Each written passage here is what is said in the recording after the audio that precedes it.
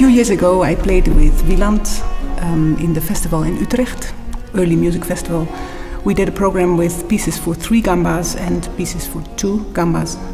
And that gave me the idea that we could record the pieces for 2.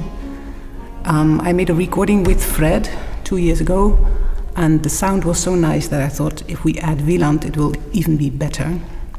So it's a big privilege for me to have worked with Wieland like this, because he has been my teacher when I studied in the Hague Conservatory, and I learned so much from him, and it's a great privilege to play these pieces with him.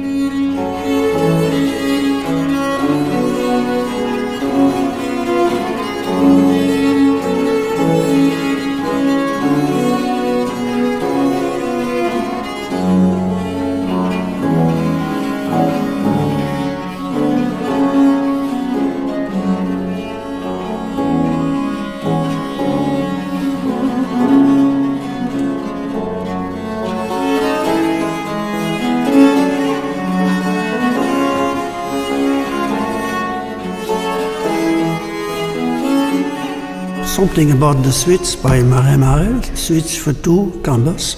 He only wrote 2 suites for 2 gambas. All the other suites are for 1 gamba and continuo, what also includes a harpsichord or a théorbe and a second gamba. And he wrote only 2 suites for 2 gambas with a continuo, but the continuo then without a 3rd gamba. And he wrote also in his 4th book pieces for 3 bass viols and continuo.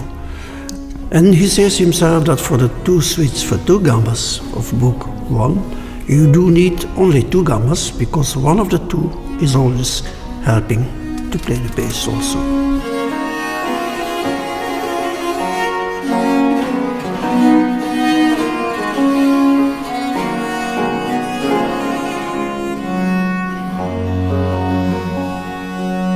The theorbo we use for this recording is a French theorbo, but the theorbos which were used in France in the second half of the 17th century don't exist anymore. And a French theorbo is very different from an Italian one in that it is built like a big lute.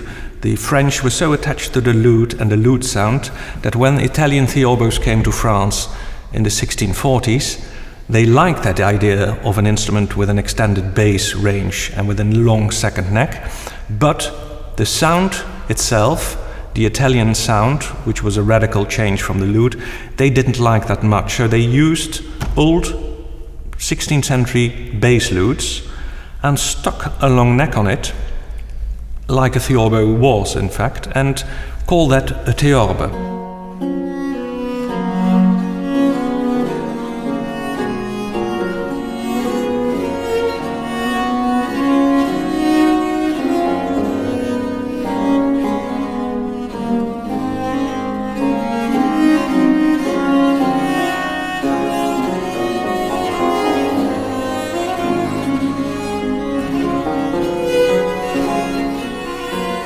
The other interesting thing is, but maybe not so interesting, but Marais' first book was edited in 1686, and the bass part came out 3 years or 2 years later.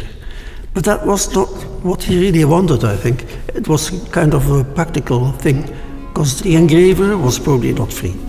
Many times in music history, some things happen like that, you know. And it's not always just meant to be serious like that, but it just happened. Huh? So you shouldn't play differently because those strange things happen.